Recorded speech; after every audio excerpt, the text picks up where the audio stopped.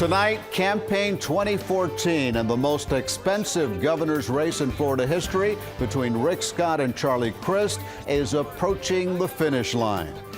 Tonight, we have team coverage all across the state of Florida. We'll be checking in at the polls in both Miami-Dade and Broward counties. But we begin with the governor's race. CBS 4's Carrie Codd has been tracking Governor Rick Scott today, while Ted Scouten is with the Charlie Crist campaign. Let's get started with Carrie Codd, who joins us live from Bonita Springs. Carrie? Good evening, Elliot. Governor Rick Scott began his day in Miami, worked all throughout the state, crisscrossing the state, just finished up a Get Out the Vote event in Pensacola, in fact. We're told he's headed here now to the Hyatt Regency in Bonita Springs, where he will watch the returns tonight with his family. After months on the campaign trail, millions of dollars spent, and tons of negative ads flooding the airwaves, it's almost over. Governor Rick Scott made his final push Tuesday to convince voters to give him another 4 years in Tallahassee. Scott considers himself the jobs governor, working to boost employment in the Sunshine State.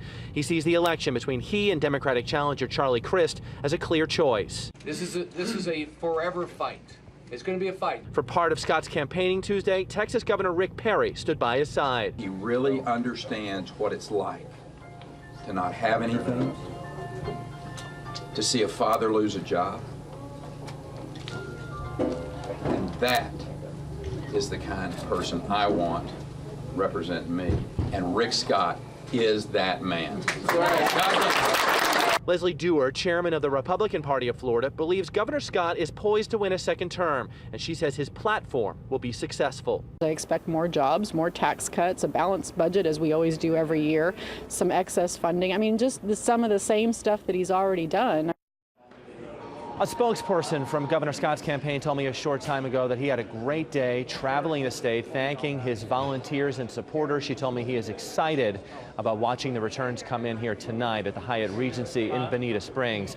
This reportedly, as you know, has been one of the costliest races in Florida history, with reported more than $100 million being spent by the candidates in this race. Of course, tonight we'll learn who got the most for their money.